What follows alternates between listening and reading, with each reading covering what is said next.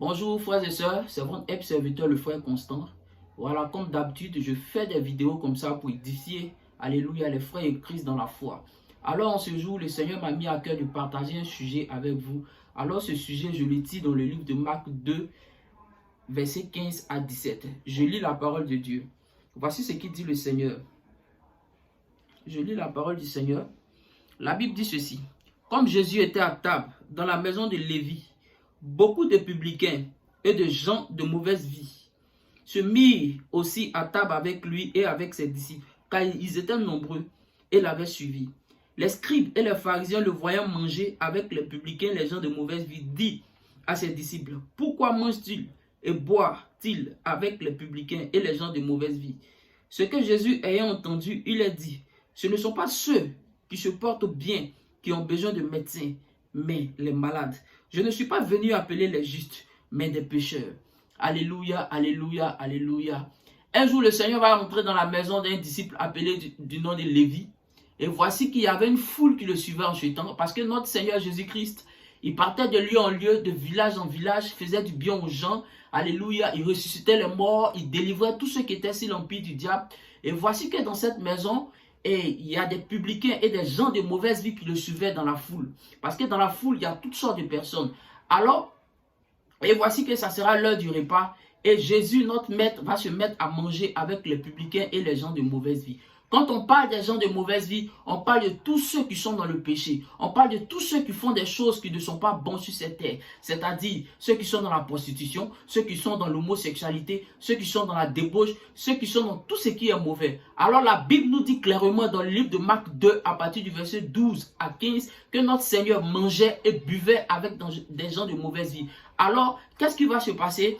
Les pharisiens et les scribes, en ce temps qui combattaient notre Seigneur Jésus, alors vont dire à ses disciples, pourquoi votre maître mange-t-il et boit avec les gens de mauvaise vie? Alors notre maître va entendre cela et il va leur dire, je ne suis pas venu pour ceux qui se portent bien. Je ne suis pas venu pour ceux qui ont une bonne vie. Je ne suis pas venu pour les saints. Je ne suis pas venu pour les purs. Je ne suis pas venu pour les nés de nouveau, pour les convertis, pour tous ceux en ce temps de la fin qui se disent qu'ils sont bien. Alléluia. Je ne suis pas venu pour cela. Je suis venu appeler les pécheurs. Je suis venu appeler ceux qui ont une vie de trouble. Je suis venu appeler ceux qui ne dorment pas bien. Je suis venu appeler ceux qui sont oppressés dans la famille. Je suis venu appeler ceux qui sont captifs dans les mains de l'ennemi. Je suis venu appeler ceux qui sont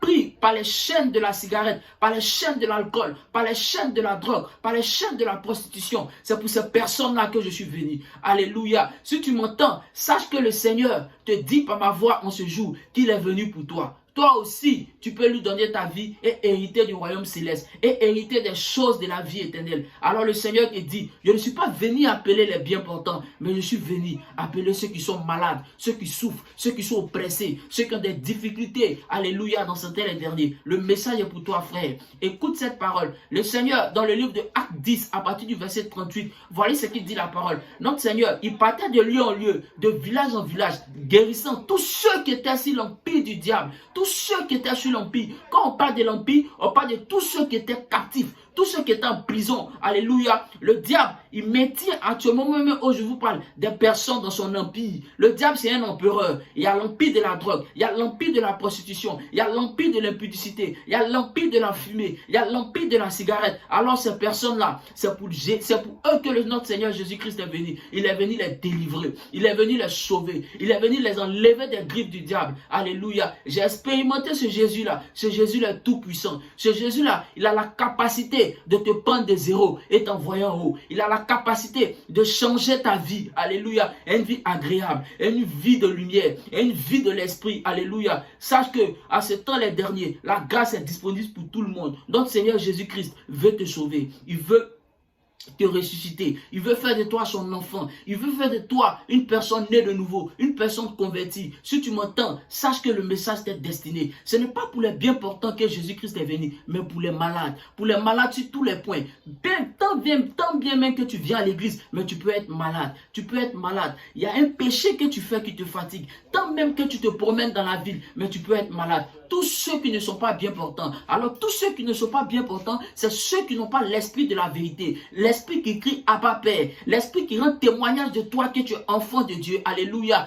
Tant que tu n'as pas cet esprit, sache que tu es malade. Selon le livre de Romains 8, il dit, l'esprit rend témoignage à notre esprit que nous sommes enfants de Dieu. Frères et sœurs, notre Seigneur est venu pour te faire du bien. Notre Seigneur est venu pour te libérer. Alléluia. Ne sois pas comme les pharisiens, ne sois pas comme les publicains. Alléluia. Qu'ils étaient contre notre Seigneur, qu'ils étaient contre tout ce qu'il faisait. La Bible dit, ils étaient contre lui tout simplement parce qu'ils disaient qu'il était le Fils de Dieu, parce qu'ils disaient qu'il était égal à Dieu. Alléluia. Raison pour laquelle ils ont voulu le tuer. Bien-aimés frères et sœurs, sache que dans ces temps les derniers, les temps sont mauvais. Le Seigneur t'appelle. Le Seigneur veut faire de toi son fils. Le Seigneur veut faire de toi sa créature nouvelle. Alors sache que le Seigneur est venu pour les bien portants. Il est venu pour les malades. Il n'est pas venu pour les bien portants. Que le Seigneur te bénisse là où tu te trouves. Force à toi, courage à toi. Sois béni au nom de Jésus-Christ. Amen, amen, amen, amen.